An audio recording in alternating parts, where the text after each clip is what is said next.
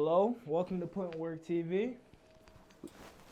We've enjoyed watching your journey as an entrepreneur in the New England scene in the New England region. Our focus is allowing our guests to tell their stories front and center without judgment or opinion. We like it raw and uncut over here at PUTINWORKTV, and we're going to tell everybody the details of everything. So we're going to get into it. What's your name? What do you do? And how did it all begin? Just in that order. Alright. Let's get into it. Alright, so my name is JR, JR Blake. I would say I'm an entrepreneur, an executive within the entertainment industry, and a music producer as well. And what was the question? How did I get into it? How did it all begin? My friend, my partner, my cousin, my blood, Jay all over. Shout out Jay all over. He was on PUTINWORKTV too. Because realistically, he's how I got into it. Really, so he brought me into the scene back in like 2017, was it? And he just kind of showed me the ropes, brought me to the parties. I entered into his space of business and entertainment, which he had already going on, which was a good space for what I can remember. And yeah, from then on it was. So where are you from? From Boston, Massachusetts, Mattapan. And what was it like growing up there? Growing up in Mattapan, so I grew up there, but I went to school in Weston. Like if you guys have heard of Mecco, Weston is a suburb, so I bust out there. So I played football in Mattapan, like I played Pop Warner, but I was really in Weston most of the time for school. And so what was that environment like, growing up around, or being in Weston, playing sports, engaging with different cultures? Like, did that do anything to shape who you are today, or did it make you, develop certain behavioral patterns? Like, what did it do to you growing up? Yeah, it did a lot of that. I think it just allowed for me to take on more than one aspect of life. Like, I mean, I feel like when you enter, really, if you're just in specific, if you grow up a certain way and you only understand that certain way of living, you're only around people in that specific way of living, then it's kind of narrow. But if you're exposed to people, who are in a different space, look different, act different, culture different, you widen your view in that way, and that's what it did. It just widened my view. And with your view widening, how does music fit into that picture? How does it alter your life? Right. So then, if that's the case, just even like how we group people in. If a certain group of people listen to a certain group of music, and I'm in that group, and I was widened to a different group, then I take on their aspects of music in that specific sense. So then now I bring that to the table. From my group though, like most deaf. Yeah. What type of music were you used to hearing growing up? Like, we talking about R&B, hip hop? We talking about dance hall? Caribbean music. What type of music you listening to, and what's your nationality? Yeah, so my dad is Jamaican and my mom is West Indian, so I'm Caribbean, I would say. And so I listened to that stuff growing up. We had cookouts and stuff, so I'll be listening to that. My dad would play it in the kitchen while he's cooking. So that was like my main source. That's what I really got. And then obviously hip hop, R&B a little bit. I like R&B a little bit, but mostly hip hop and rap. And then when I was able to widen my view, when I would go out to the places where I went to go to school, then I would listen to other things like EDM, house, things like that, country. So, you listen to some country. I listened to it. I went to a couple country concerts.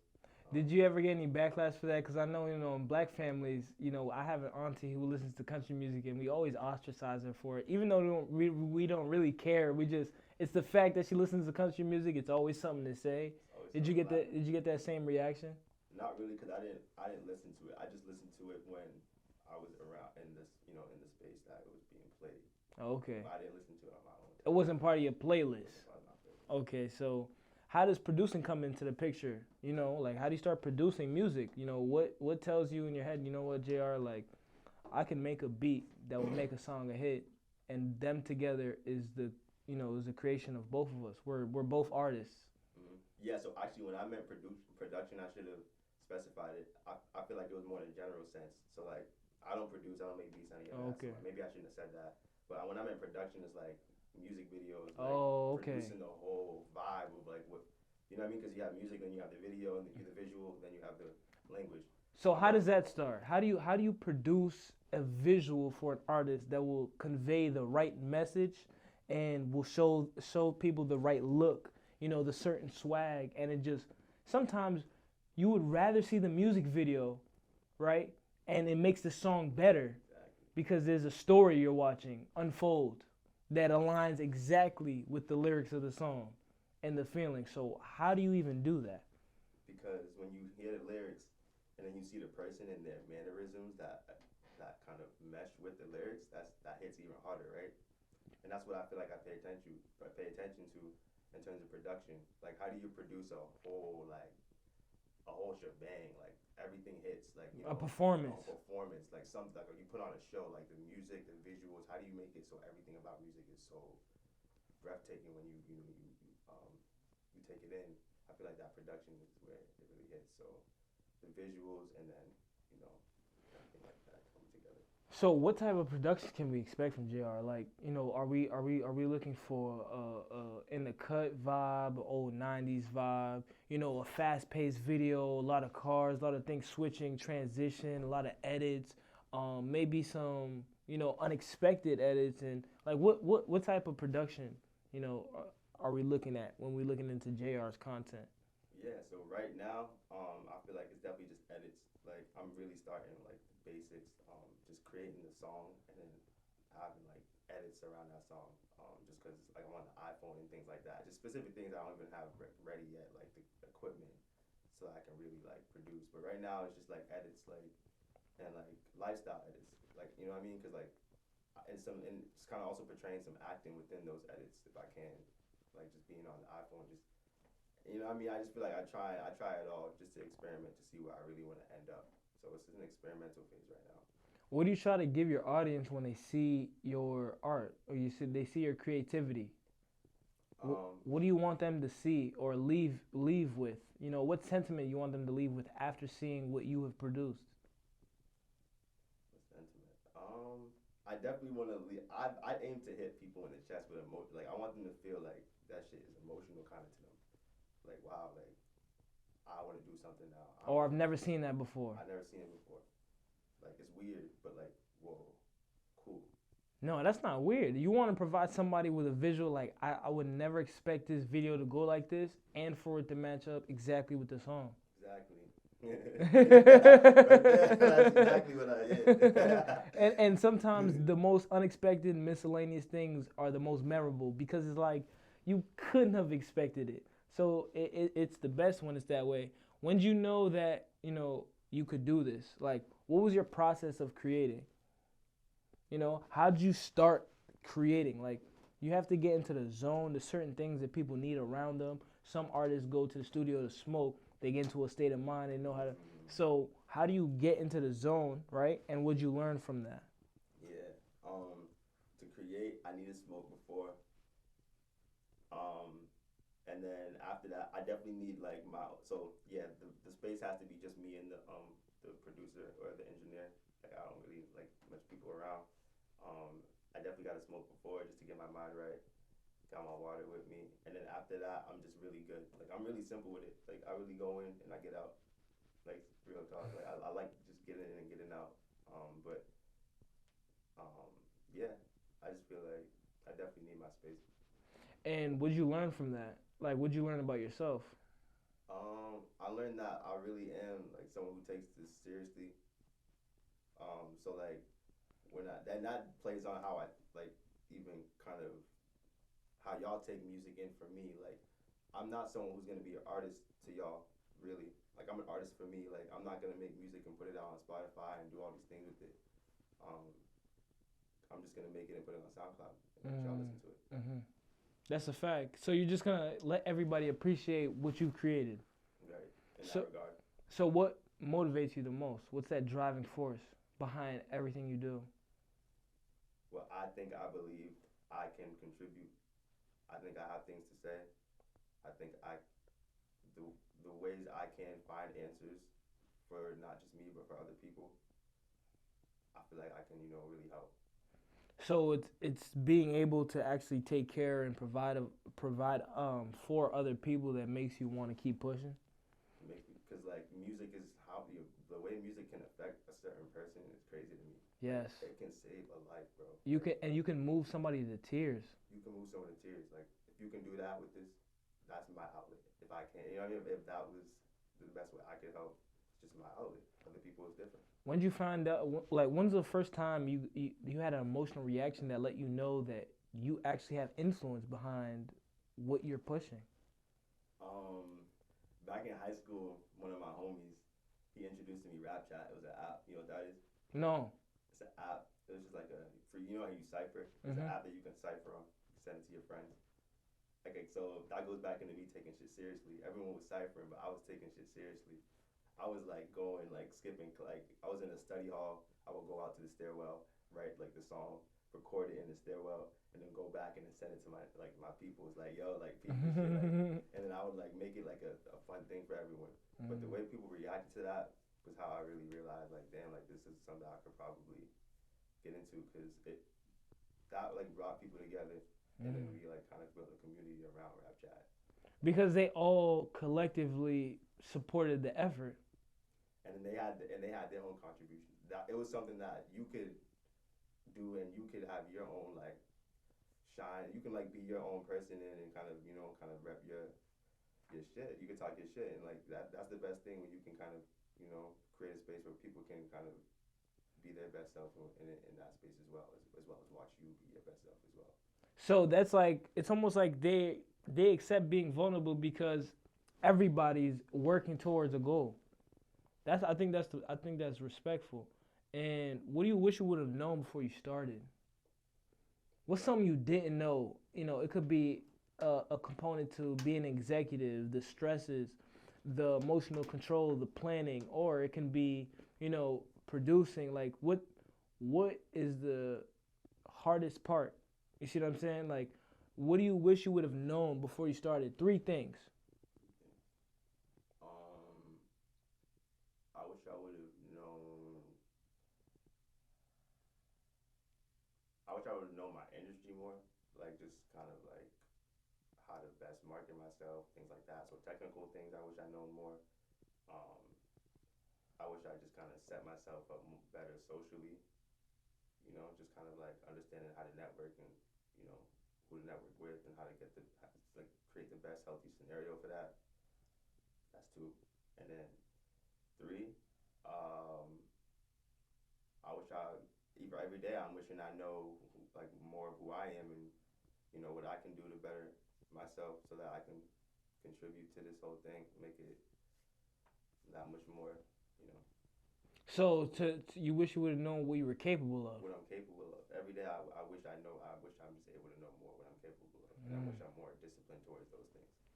I think the only way you can find out is just to go deeper and deeper into yourself and see what you can do. Right. You know.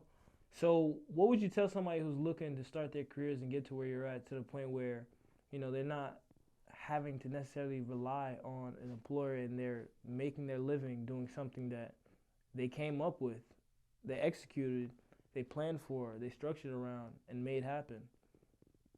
How do they get to where JR is now, where he's moving along with life and following his purpose and being able to support himself? And another component to that too is you're working with your family. Yeah. You're working with your blood cousin. That's exactly what I was gonna say. That is one of the most priceless things you can ask for, because it's like you're not relying on each other to eat. You both are the ones that came up with this. You see what I'm saying? Like, you both structured this together, so it's like you can live this way with a certain type of freedom most dream of. So how does somebody who's watching this and wants to be just like JR, or just have the ability to be free to live how you want, and it is possible. You've definitely inspired somebody. What would you tell them right now if they're looking to start their career in entrepreneurship? What are the ins and outs? They got to know what it's going to be like so they can prepare for it. So what should they know? Yeah, I mean, obviously there's order of operations, but to start, I would say look at your environment. Like, look at the people around you, like the city you live in. Like, get real specific, like about everything around you, because because like that is really what got me here. I'm being real. Without the people, like without their mindsets, like the way they move, the way they understand things, the way they like, help me out, let me do what I gotta do to figure shit out, I wouldn't be here. Okay, explain that. Like, let you do what you gotta do to figure shit out. You know what I mean? It's as simple as just being around people who you can work with them because their energy. Like you gotta take time to figure out what you want to do, what you guys plan to do in any situation, not just business, but like if it's a relationship, your family members, your mom, like you know what I mean? Like that type of stuff was really important on how I was able to move forward my environment. So if you focus on your environment and who's around you, you know what I mean, things like that, how things are set up, You'll always be in good hands. You'll always be good. When you fall, your environment is strong, right? So you'll be good. So how does your personal life and your creative process interfere? Like, does being an executive or does producing visuals and doing your edits, like, does that ever interfere with your personal life? Like things you want to do on the side or commitments or things that, you started outside of your passion, but you can't give as much time to. You know what I'm saying? So how do those two lives, I wouldn't say two lives, but those two aspects of life mesh? I think that's what really makes it hard because, like, JL always tells me every day, like, yo, focus on one thing. That's really how you're going to excel and get far. And so when I don't do that, that's the only times I really have problems when I really want to focus. I want to focus on what I, like, the music or something, and then executive, like, with Jump. Like, this one I want to do both, and then I have, like, real personal shit with his work or, like, family, friends, like, relationships. Like, this one I try and juggle too much. So what are your biggest struggles? You mentioned family, relationships. Like, what are your biggest distractions? Biggest distractions. I mean, I wouldn't say nothing's a big distraction. I feel like it's more so like it's like it's my order of operations. I feel like it's like what I put on the top of the list for that day. What you prioritize in life? What I prioritize, even in the moment, like it's what I prioritize in that moment, and if it was the best thing to prioritize in that moment, that's when I get messed up. Because when I make a wrong decision in that area, because nothing's a distraction. Like I'm gonna always have family, like work, like that's never gonna go. It's not like a distraction is something that can come and leave. Like that's just gonna stay, right? So it's not a distraction. It's just order of operations and how I prioritize things every day, every moment to make put myself in the best position.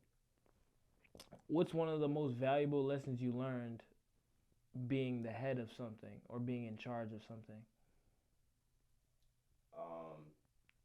I learned that you just gotta be the person who just takes the high road. What does that mean to take the high road? You gotta be capable of just being composed. Like you gotta be capable of just being like compromising, because that's the hardest thing to do is compromise. Like everything what you want, you do for you and what you think other people are gonna like because of what you do it for. But compromise is so complicated within that what I just talked about, and that's what I focus on. In what situations do you know you should compromise and you shouldn't? Like what is that boundary? What is that feeling? Or what is that situation, circumstance? Because everyone is different, but when do you know not to compromise, and when do you know when to compromise and take the high road? Yeah, I always go like this. I'm gonna put my best foot forward every single time, the first time, because that's just real genuine, real righteous, and what comes out of that can only be genuine and righteous. If you give your best the first time, or like even the second time, the third time, what comes out of that is just like the result of like the full, like the fulfilling, like you giving your best. So whatever comes out of it, whether it's good or bad, is the fulfillment in the same regard. Like I feel like I don't know if that's confusing, but after I realize I gave my best, and then something happens, that decides whether I compromise or not. Like if I put my best foot forward and then something bad happens, I can't compromise. I gave you my best, and this is what happens. So now I know what comes out of it. Obviously, it's like real complicated because in every situation, you gotta take your time. It's not like just like giving someone one chance or two chances and that's it, or giving something one or two chances and that's it. Like you gotta work with shit. Obviously, some things deserve longer periods, thresholds, like whatever. Like everything's specific, but that's my foundation. I don't come like off the rip like I'm not gonna give it my all. Like I'm just gonna wait until I'm like something deserves or this person deserves my all. Like nah, I'm gonna come off rip, all, give my all, then after that I decide what's the best way to move. Mm. So in a way, you kind of wear your heart on your sleeve because you end up showing people like, okay, this either gonna work or it's not. Like in that situation, how does that not equate efficiency? Like you know what I mean? Like I did what I could, like and it just didn't work. So there's nothing for me to understand past that. Saving you a lot of trouble, I guess. Everybody saves everybody trouble. So we have a section of the interview, and we call it the put in work moment. So the put in work moment can be when you overcame a challenge.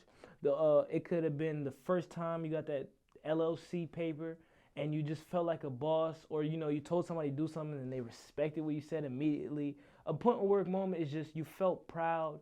You did something. It was meaningful to you. It was fulfilling, and you felt strong in your purpose. A real put in work moment, and you won't forget. Share that story with us. Yeah, so I gotta say my put in work moment is with Jay all over. The end of the first event, it was right in front of our family. What was the first event?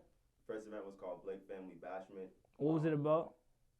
Basically it was a Caribbean kind of cuisine and dance party kind of event thing. We had food there. We had hookah. It turned into a big party. It was a cookout. We in the backyard and everything. It turned into a nice party. And like it was in front of our family and stuff. We brought people outside and shit. We just kind of showed forth our business efforts in that way. After that event, we just looked at each other and we're like, yes, bro. Like this is exactly what we planned on happening. And you succeeded. To our, we think we succeeded. Right. For sure. You definitely did. And it was in front of the family? It was in front of the family. Just because, and again, that's another thing, right? Like, you got to show your family that what you've been sacrificing means something. So when you do that and when you hit two birds with one stone. Yeah, exactly. That's the goal, right? So. Yeah, because at the end of the day, I feel like a lot of times children and kids and teens and youth, whatever you want to call them, young adults, we forget that our parents need to see to believe, right? They can hear as much talk, we can ignore them, we can avoid it. It's always going to come back, Too. And at the end of the day, the only way you can show them that you love them, after them loving you for 18, 19, 20 years, putting up with your shit, is that you show them like, okay, I actually know how to do something and make something happen. Because they really don't want anything from us, but they want to know that their effort is like, okay, you can make something happen. Right. Like I didn't just spend all this time with you for nothing, and that was really masterful. Like if you really you know your body, you will be happy to show your parents. Yes, like, you want that. You want to be proud. You want them to be proud. So like do that shit. Put in work. Put in work. So that was a put in work moment. Yeah. So what do you see yourself becoming in 5 years? Where can Junk Entertainment go? And how big do you want your parties to get? What type of people do you want there? These are all good questions to ask, and I bet you've already considered them. But in 5 years, like, what's to expect of JR and Jay? Yeah, no, I mean, from what I discussed with Jay, as of now, we do want it to become a network because it doesn't just stop at event planning. That's just where we're at right now. It'll move into other aspects of entertainment, whether it's media, marketing, whatever. But we're also just gonna, in the way that we're coming with the network, we're gonna try and contribute more than anything. Contribute how? If something's already going on in the city, we're not gonna try and do it. You know what I mean? We're gonna mold around what is lacking in that area to contribute. And bring new. And bring, just enhancing shit. That's all we want to do is enhance. We don't want to necessarily be the reason, like the thing. We just want to enhance the area.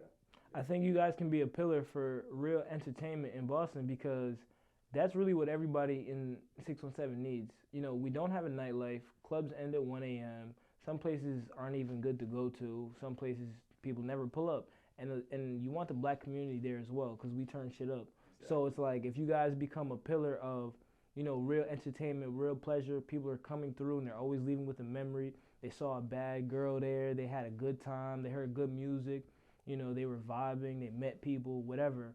I think Boston just needs a place where black culture can thrive. When I mean by culture, I just mean community, to where it's like everyone's leaving their cool and their gangsta at the door, and they're really coming here for a good time because we finally found niggas that will come together, set it up, and get it done the right way.